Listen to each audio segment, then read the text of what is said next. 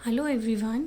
So in my previous video मैंने आपको equivalent fractions के बारे में बताया था। नाउ इन दिस वीडियो हम कंपेयर करेंगे लाइक फ्रैक्शंस को। तो इसमें हमारा पहला टॉपिक है विद सेम डिनोमिनेटर्स। मींस हम लाइक फ्रैक्शन को कैसे कंपेयर कर सकते हैं जब हमारे पास सेम डिनोमिनेटर होता है। So in this example we have two fractions 3/7 and 2/7. As you can see हमारे पास same denominator है. So in such cases we have to compare numerator. So 3 is greater than 2. That means 3/7 is greater than 2/7. So हम इसको लिख सकते हैं 3/7 greater than 2/7। तो जब हमारे पास डिनोमिनेटर सेम होता है इन दैट केस हम न्यूमरेटर्स को कंपेयर करके उसका आंसर फाइंड करते हैं। सो नेक्स्ट है हमारा विद सेम न्यूमरेटर। इसको भी एक एग्जांपल से समझते हैं। 6/7 फ्रैक्शन है एंड 6/11 हमारे पास एक फ्रैक्शन है। As you can see in this case we have same numerator. That means now you have to compare denominator.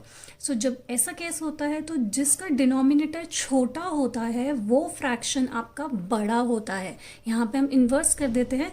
In case में 7 और 11 है तो 7 छोटा है। दैट मीन्स जब आप फ्रैक्शन की बात करेंगे तो 6/7 फ्रैक्शन आपका बड़ा होगा 6/11 से। तो हम इसको लिख सकते हैं 6/7 इज ग्रेटर देन 6/11। इसको एक एग्जाम्पल से और देखते हैं। सो नेक्स्ट एग्जाम्पल है 2/9 एंड 2/7। तो हमारा न्यूमरेटर सेम है। That means we have to compare denominator. So यहाँ पे 7 छोटा है। दैट मीन्स आपका 2/7 फ्रैक्शन इज ग्रेटर देन 2/9। तो हम इसको लिख सकते हैं 2/7 ग्रेटर देन 2/9। सो जब आपका सेम डिनोमिनेटर होता है उस केस में आप न्यूमरेटर्स को कंपेयर करते हो। जो आपका बड़ा है वही फ्रैक्शन आपका बड़ा हो जाएगा। इन केस ऑफ न्यूमरेटर आपको डिनोमिनेटर्स में चेक करना होता है और जिसका डिनोमिनेटर छोटा है वो फ्रैक्शन आपका बड़ा हो जाएगा। सो लाइक फ्रैक्शंस को आप असेंडिंग एंड डिसेंडिंग ऑर्डर्स में भी अरेंज कर सकते हैं। तो जब हमारे पास सेम डिनोमिनेटर होता है उस केस में हम कैसे इनको असेंडिंग और डिसेंडिंग ऑर्डर में प्लेस करेंगे वो देखते हैं। सो असेंडिंग मीन्स होता है smaller to bigger.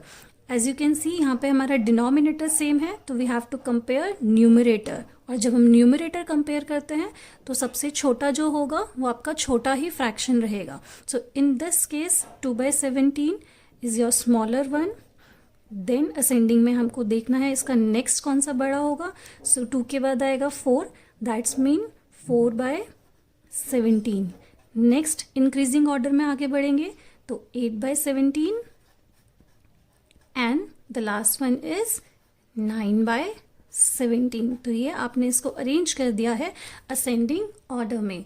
When we talk about descending, descending में मीन्स बिगर टू स्मॉलर। तो आप इसको रिवर्स ऑर्डर में इसको प्लेस कर दोगे। सो सबसे बड़ा यहाँ पे 9/17 है, देन 8/17, देन उससे छोटा 4/17 एंड लास्ट में सबसे छोटा फ्रैक्शन 2/17। तो अगर आपको इनको कंपेयर करना आता है तो you can easily arrange it in ascending और डिसेंडिंग ऑर्डर। देन हमारे पास एक एग्जाम्पल है विद सेम न्यूमरेटर। तो अभी आपको मैंने बताया है सेम न्यूमरेटर जब हमारे पास होता है तो we have to check our denominator. और डिनोमिनेटर में जिसमें छोटा नंबर लिखा होता है वो फ्रैक्शन आपका बड़ा हो जाता है, रिवर्स हो जाता है in case of same numerator. तो यहाँ पे आपको असेंडिंग ऑर्डर में प्लेस करना है इसको। असेंडिंग मीन्स क्या होता है, स्मॉलर टू बिगर। तो आप यहाँ पे देखो सबसे छोटा यहाँ पे कौन सा होगा, सबसे छोटा होगा 11 वाला फ्रैक्शन। That means 5/11। तो सबसे पहले हम लिखेंगे 5/11। इसके बाद नेक्स्ट 5/11 से बड़ा कौन सा होगा, 9 वाला फ्रैक्शन। सो 5/9।